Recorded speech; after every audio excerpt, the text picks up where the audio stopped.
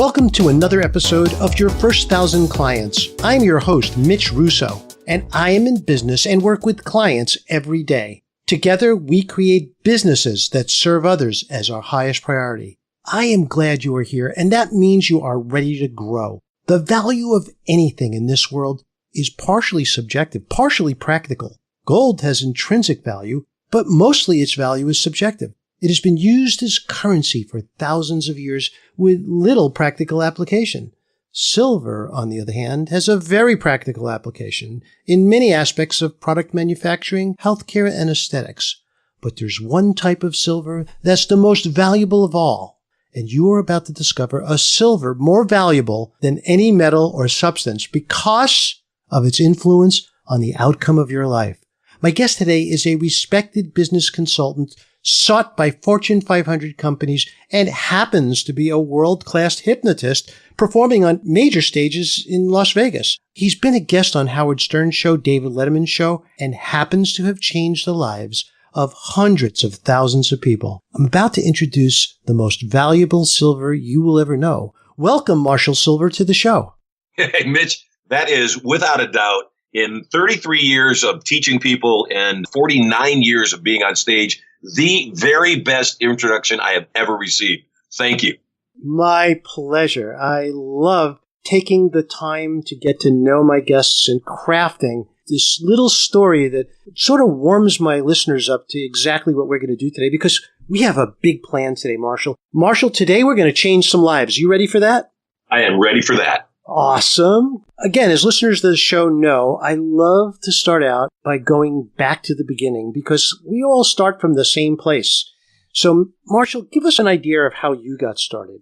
I was born and raised on a farm in Michigan. We had no running water. We had no electricity. Often we had little, sometimes no food. Twice, my 9 siblings and my mom and I were homeless.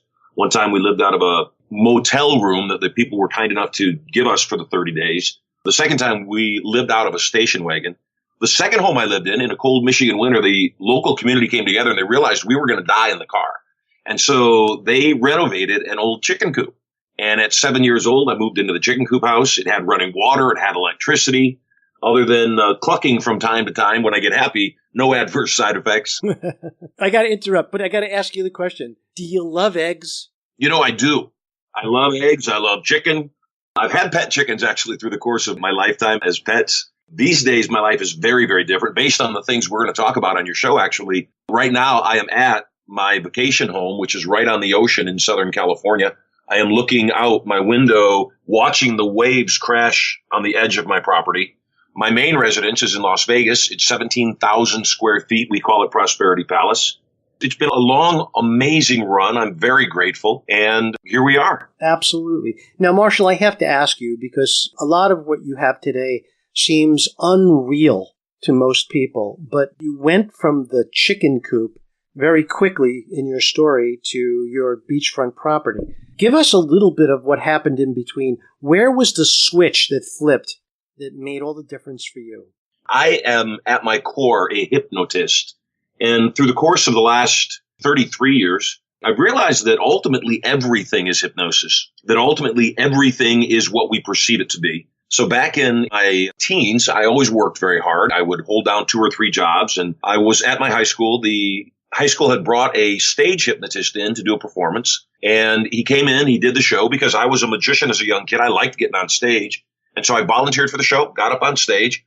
And at one point, he gave me a suggestion that when he said the words "Sonny Boy," I would stand up from my seat in the audience. I'd walk back to the stage. I'd fall on my own butt. I'd roll my pant legs up above my knees. I'd climb on his lap. I'd put my thumb in my own mouth and I'd say, "Sing it again, Daddy." And I remember going back to my seat, thinking to myself, there is no way in the world I'm going to do this. I am already self-conscious. I'm socially awkward because I've worn my sister's clothes to school for the most part all of my life. I'm not going to embarrass myself in front of the other kids.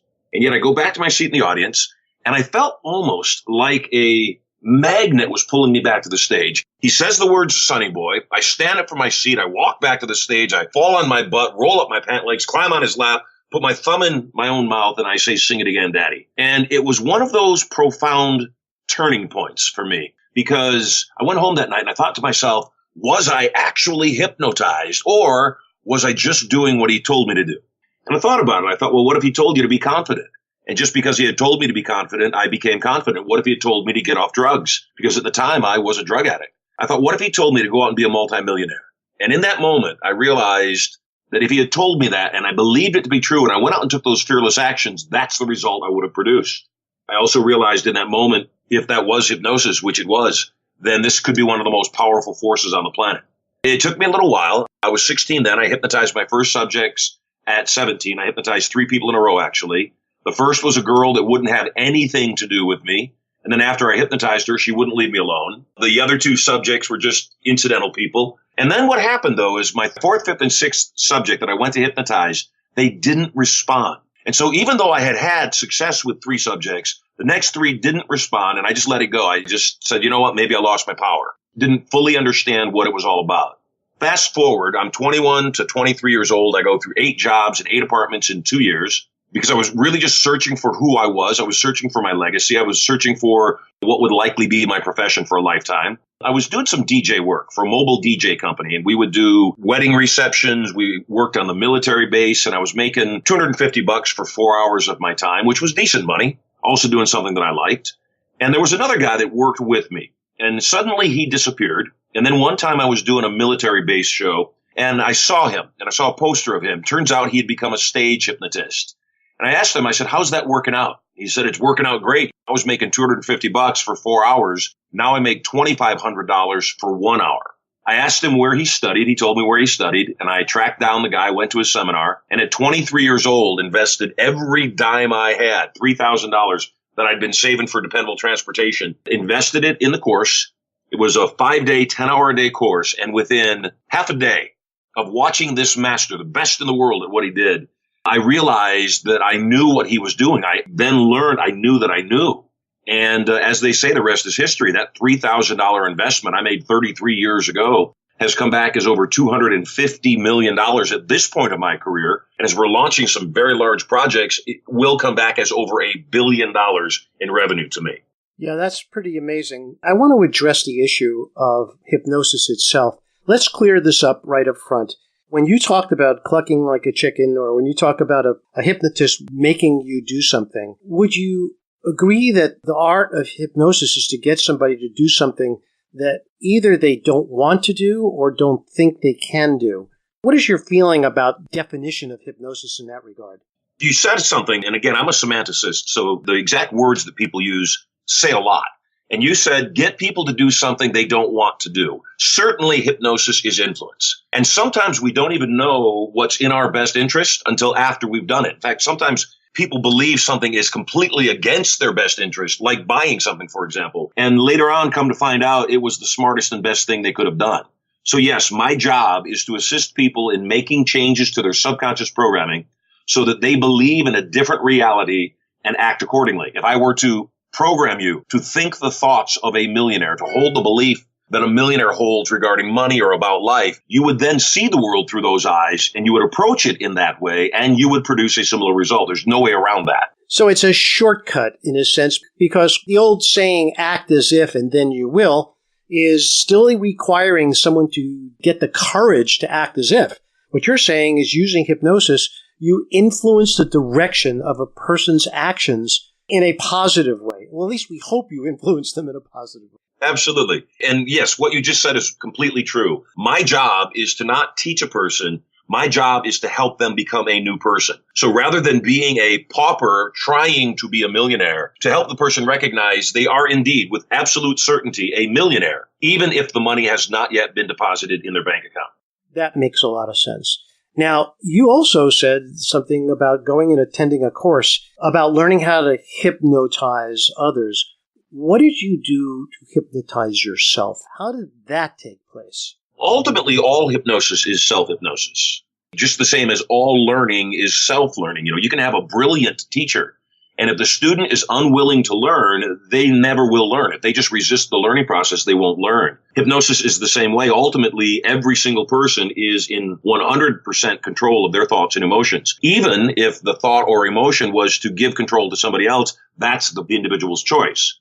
So once again, my job is to figure out where somebody wants to go, through objective reality, figure out where they are, regardless of where they think they are, and help them get to their destination.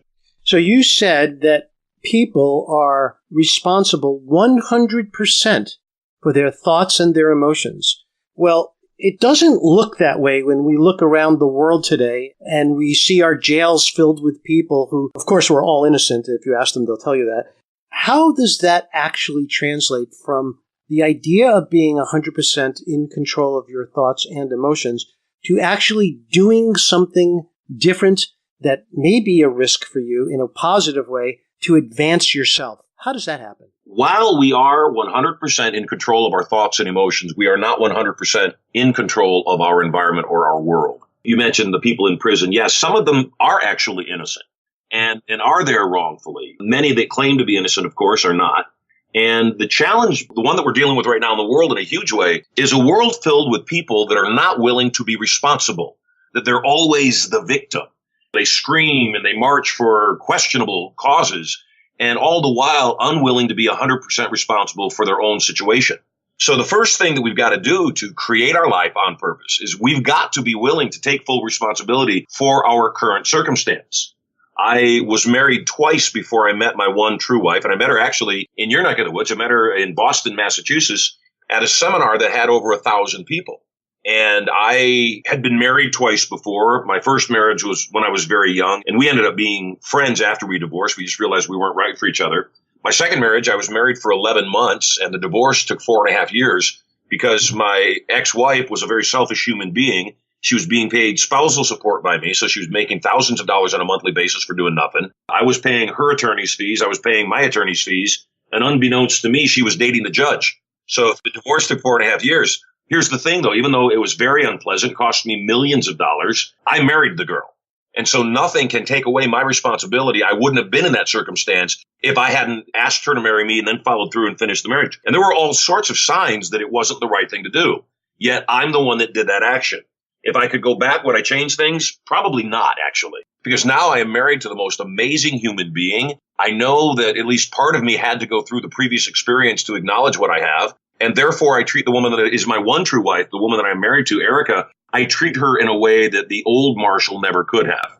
That makes a lot of sense. You use the word responsibility. I'd like to substitute that word. In my world, we call that accountability, personal accountability. So I am personally accountable first to myself. And that means that I know and must be aware of exactly what my actions have as an effect in my life and the lives of others.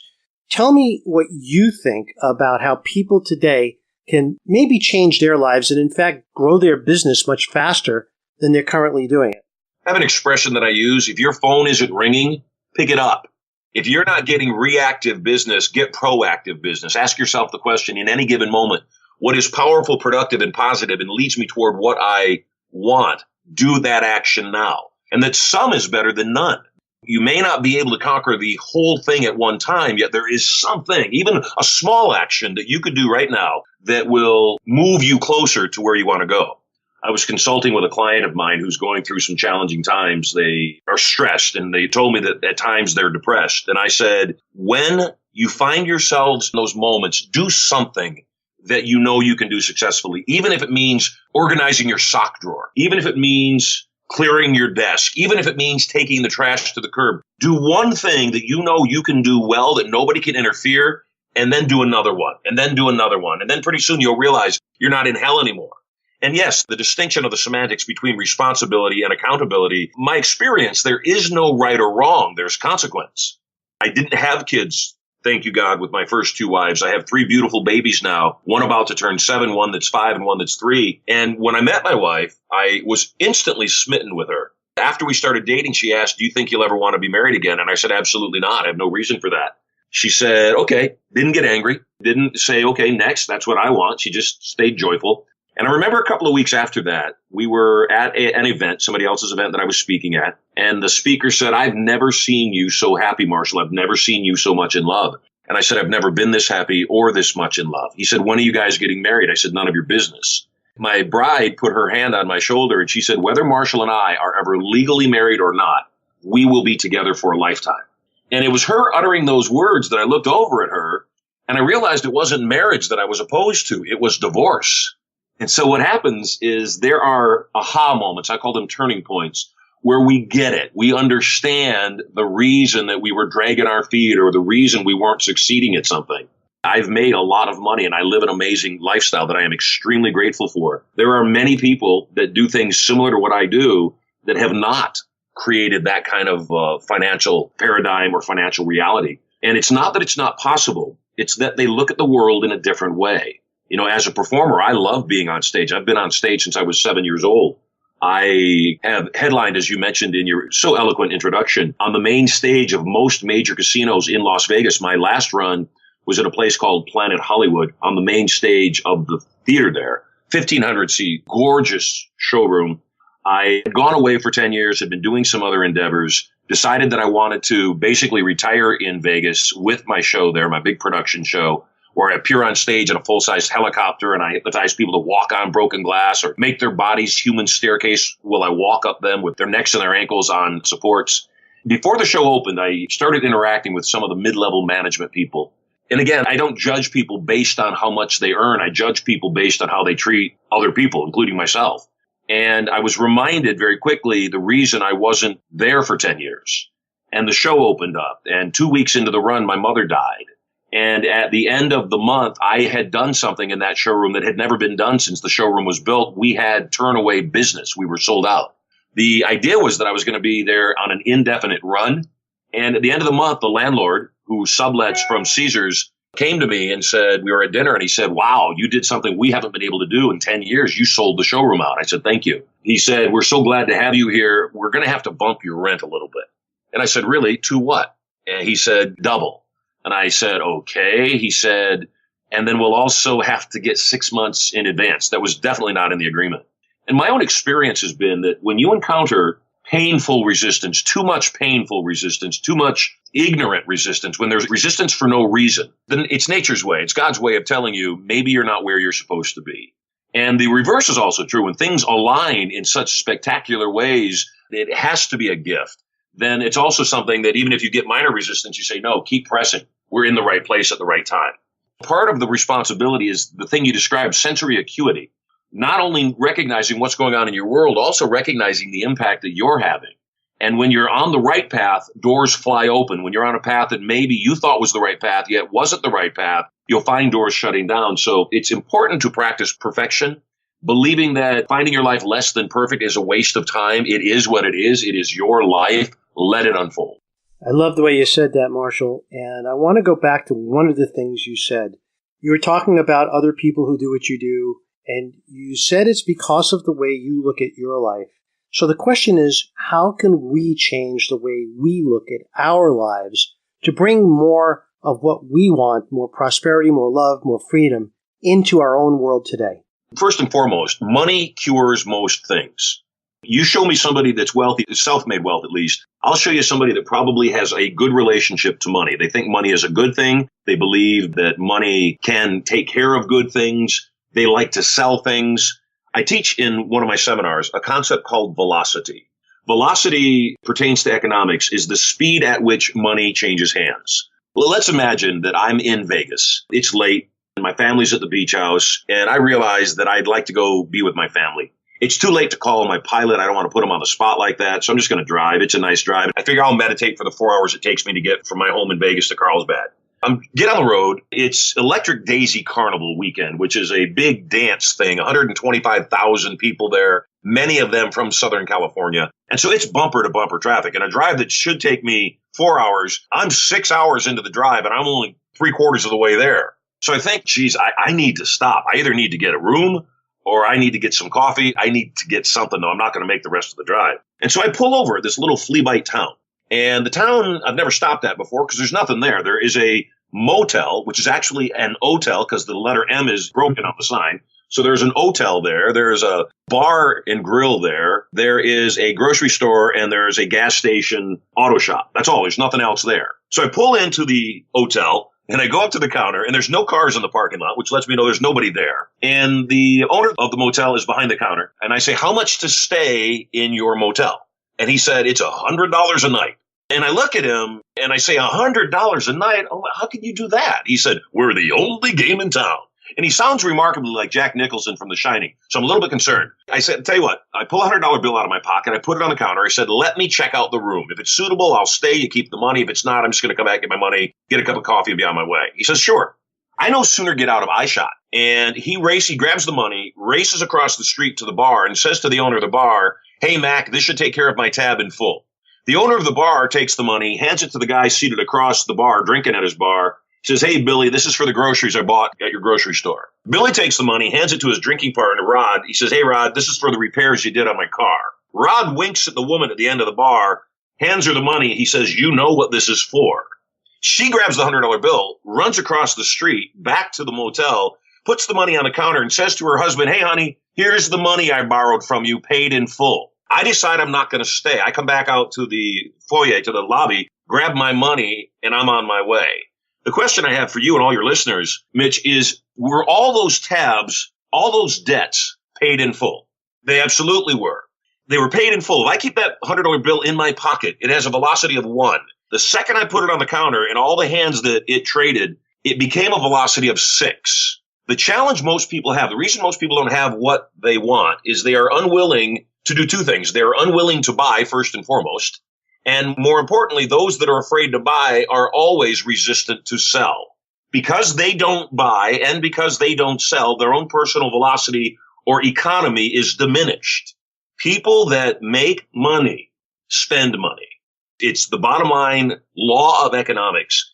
And so for me, I spend a lot of money. Like I said, I have a 17,000 square foot, $10 million home in Las Vegas. I've got a $10 million home on the ocean here in Southern California. I drive a Rolls Royce. I fly around in private jets. And I don't do any of those things to impress other people. In fact, just the opposite. I'm an ordinary man. I'm a high school dropout. I dropped out of high school to take on a job so my mother wouldn't kill herself working 3 jobs to feed the family. The point in all of this is that I am an ordinary man. I am not smarter than anybody listening to this program right now. I definitely am not harder working. I don't do anything I don't want to do. I only do what I love.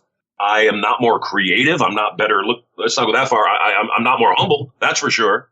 Which is another one of the things that gets in the way for people is they have programs in their brain that they think work and yet do not.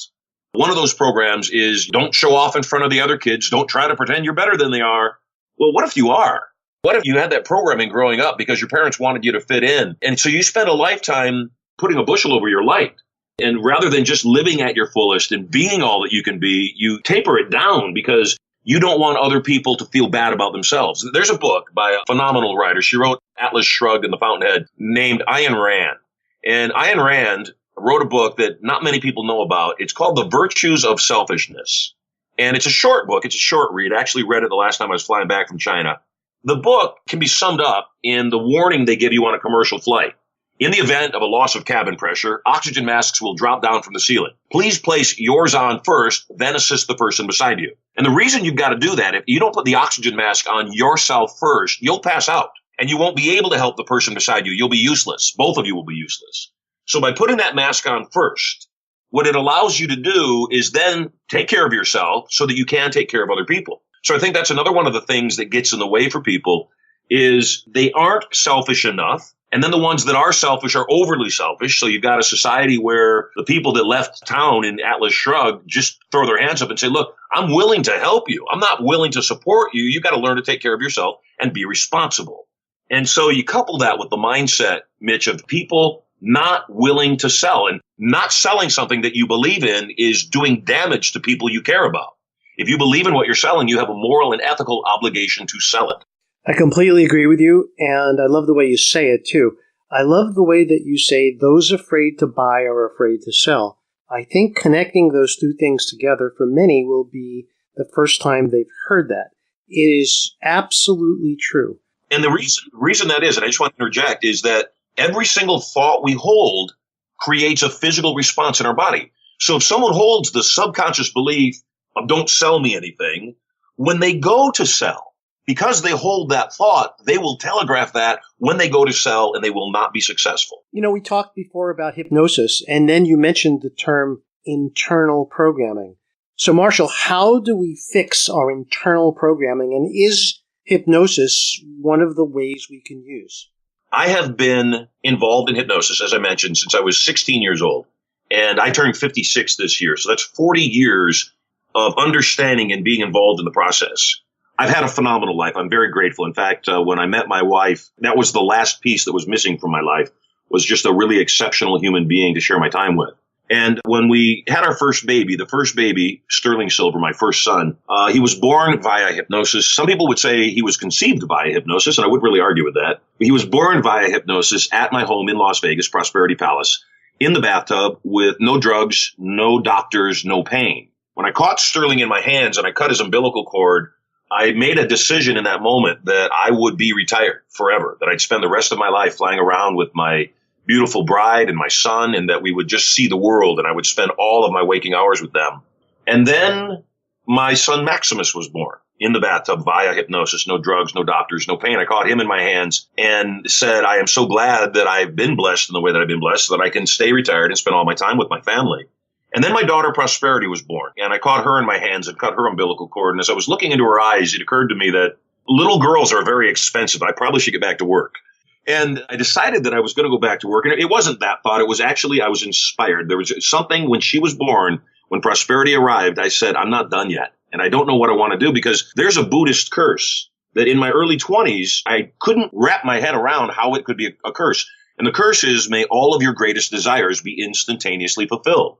With the marriage to my bride and the birth of my children, I had everything I wanted.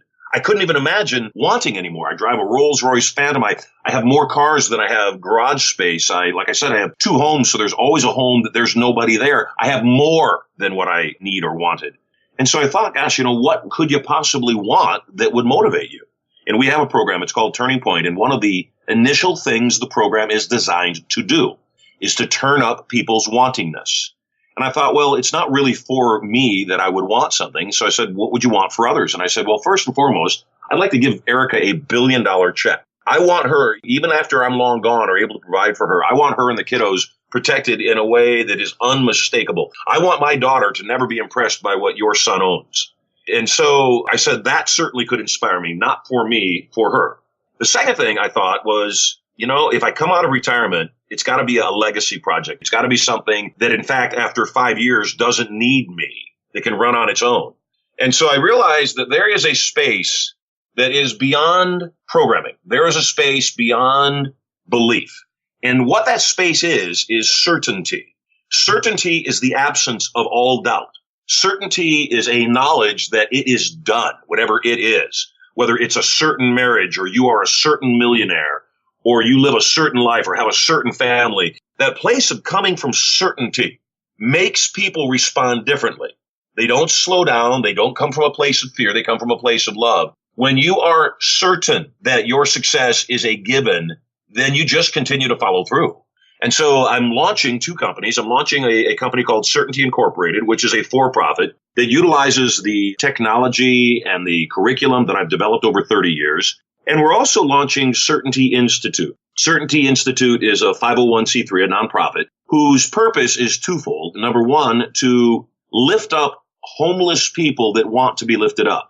And I'll clarify that. My mom, for the last 20 years of her life, after I retired her, after I started taking care of her, ran a homeless shelter down in San Diego, actually near Carlsbad, which is why I bought a house in Carlsbad to begin with. And she ran that for 20 years. We were homeless. It was near and dear to her heart. One day I asked her, of the homeless people that you take care of, how many of them don't want to be homeless? And I figured she'd say most. It surprised me when she said half. I said, what about the half that wants to be homeless? She said, they like the lifestyle.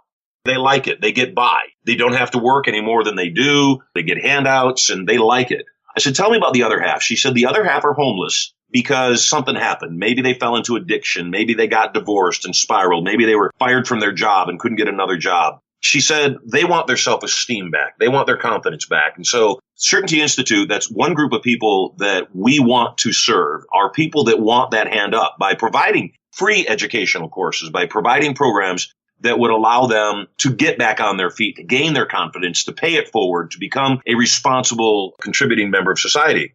And then the other group of people that's very near and dear to my heart, partly because I have children and I can't understand anybody causing harm to children, is to expose and hold accountable people involved in child sex trafficking. You have quite a mission ahead of you, Marshall, and I'm glad that you're doing these things. They're all super important. And you said again earlier something that really, really resonated with me. You said certainty is the absence of all doubt. I look at my own life and I look back at the time when I started my first company and we had $5,000 and a garage and a product. And when we created that product, I had certainty, but I also had fear. So there was this element of, I hope it works. I'm certain it will work, but I hope it works. And it worked. And it grew to basically a 100-person company. We sold it for 8 figures. It was great. But tell me the difference between somebody having such complete certainty that there is no fear. I think fear is a shade of doubt. There's no way around that. I also think that fear is useful, though. I think fear means pay attention. I don't think it means stop. It means put attention on something. That which we experience fully vanishes. First and foremost, entering anything with doubt is silly. There's no point. It doesn't help you. Even if I'm certain of an outcome and I'm wrong, it's okay. Because approaching that thing with the belief that it's not going to work out increases the likeliness that it will not work out. Approaching something from a state of certainty and a position of certainty increases the likeliness of success many-fold. The idea of having a fear and doing it anyway is quite okay. Most people are well served to have a degree of fear so they don't step out in front of moving trains or do things that would cause them harm. The challenge becomes approaching something from a point of view that you never do it because of that fear and uncertainty. And so for me, I'd rather fail forward fast, figure it out, because oftentimes the only way we can know whether a decision is a good one or a bad one is to make the decision, even if it's a bad decision. The other thing I know is that not making a decision is making a decision for not. By not choosing something, I'm choosing its polar opposite, so I'm actually choosing something. And the universe has a funny way of making choices for us, whether we decide to or not. Like you said, not making a decision is making a decision. What I fully understand and have experienced in my life is the idea that what we experience fully vanishes, because the fear of getting on stage, the fear of borrowing money to start a business, the fear of learning a new skill and spending a lot of money to do it fully vanishes when we do. That's what you meant, right? That's 100% what I meant. That which we experience fully vanishes. Somebody is concerned about their financial circumstance. And because they're concerned, they're afraid to look at their bank account. 2 things. Number one, it's either better or worse or exactly what you think it is. And knowing it will be useful. Sometimes people will get out of shape and they're unwilling to step on the scale and say, okay, what's the score right now? Sometimes people know their relationship isn't going well, yet they're afraid to ask their spouse, how are we? When you've got to do that. And so rather than burying your head in the sand and pretending like nothing is going on, it is better to go to the doctor and get that checkup. It is better to check in with your spouse. It is better to take a look at your bank account and determine if it's not where you want it to be. Good. Feel bad. Feel that pain. In fact, even turn the pain up. A lot of times people don't have money because they have a comfortable amount of money and they never take any risks. You take a look at anybody that's been massively successful, like a Musk or a Sergey or a Brin or a Zuckerberg, and it all started with the smallest of things. Nike tennis shoe company was started on a waffle iron. Dell Computers was started in a dorm. Apple was started in a garage. And sometimes I think people don't realize all great things started small. So start already. Exactly. And that's, again, what I tell my own clients. And that's what we do. I mean, honestly, everybody needs to pick something and get into action. And when you do, even when you fail, you've made progress. That fear I was talking about earlier, when I started my company, yes, I was afraid. And that fear motivated me. That fear kept me on the edge. So when somebody came out with a product that looked a little bit like ours, yes, I was afraid, but man, was I motivated to find out what it did and improve our own software to make it do it even better. So I totally get that. Marshall, this has been an incredible experience spending time with you today, and I look forward to spending more time with you in a few weeks at the Turning Point event in Scottsdale. Before I let you go, though, I have a question for you. This question is a question I ask all my guests. I like it so much because it helps me understand who they really are. So who in all of space and time would you like to have 1 hour to enjoy a walk in the park, a quick lunch, or an intense conversation with? My mom. I miss her so much. She passed in 2013. She was the kindest human being I've ever known. She was a phenomenal soul who raised 10 children. And without a doubt, of any of the other minds that I could pick or talk to or know better, that hour would be best spent just with my mom, giving her love and being able to say thank you again and again and again and again for all that she's done. I don't have a firm belief in reincarnation. I do believe certainly in DNA. I get a sense that my daughter is my mom reborn. She's incredibly bright for a 3-year-old. That we've, from birth, programmed all 3 children to know that they are geniuses, to know that they are loved, to know that the world is a better place because they're here. And my youngest, my daughter Prosperity, she has sensibilities like my mother does. One day I was sitting at lunch with her. She said, I remember when I was in mommy's belly. I said, you do? She said, yes. I said, what was going on? She said, my brothers were talking to me. I said, really, what were they saying? And she said, they were saying, can't wait to meet you, sister. Well, interestingly enough, they said it all the time. And so for her to have known that was just remarkable to me. And I laughed a bit. She said, I'm funny. I said, yes, you are. And then she said, funny means money, which it does. And I said, you're just remarkable. She said, Daddy, can I share a secret with you? I said, sure. She ran over to my chair. She whispers in my ear, I have an attitude of gratitude. I said, yes, you do, sweetheart. My mother lived an incredibly hard life. She was very poor and she was abused on many occasions by many different people. And I'm so grateful that I'm able to give my children a childhood that my wife and I didn't have for sure. Also a childhood that my mother didn't have. And so whether it's just a fantasy of mine that makes me feel good or not, I don't care. My mom is definitely the person I would want to talk to, which often gives me pause when I'm dealing with my own children to just be a little more patient, be a little more understanding and compassionate, and see the world from their viewpoint empathetically. Listeners, let Marshall's story be a reminder that our moms, our family, the most important people in our lives, take a moment now, have the thought to get in touch soon before it's too late. Thank you, Marshall, for that. And now the final question, the grand finale question, the change the world question. What is it that you are doing or would like to do that truly has the potential to literally change the world? I talked about it, and sometimes people hear people talk, and it's just talk. And I have an expression, a thing that I teach called entrepreneurial exaggeration. What that is people that accomplish great things don't figure out how they're going to accomplish great things before they determine they are. We put it out into the universe and we say, look, this is what I'm doing. Coming out of retirement, a very comfortable and very joyful retirement, into what I knew would be hard work again. And certainly time consuming and something that would consume me for the next 5 years in a huge way. It had to be something that was legacy-like. And so as I launched Certainty Institute and Certainty Incorporated, as we roll out Certainty, it is my intention to be awarded a Nobel Prize in Economics for making the world more certain, for bringing certainty to the planet. It is my intention that there will be, first across the North America, 100 certainty centers where people can go and be entertained by a show of certainty, be inspired by that show to want to learn more about the technology of certainty and Certanology, and begin utilizing that in their lives to make it a more certain world, to help people be responsible, to help minimize government by minimizing dependency, to help expand personal responsibility, to help people not be in a position where they can be controlled by other people because they don't need other people's support. They might want support, but they don't need it. So that is my legacy piece, Mitch. That's the thing that is most important to me, is to be able to put people in a profoundly more responsible circumstance by joy, not by force. Listeners, you are listening to Marshall Silver on yourfirst1000clients.com. Marshall has made it clear that he's here to change the world. If you'd like to join Marshall and experience what it's like to work with such an individual, go to yourfirst1000clients.com, go to Marshall Silver's show page, and at the bottom of that page will be every resource mentioned today, including a way to get involved directly with Marshall, both in his mission and in your own learning experience. Marshall, thank you so much today for your time. I can't wait to spend time with you in a couple of weeks. I'm excited.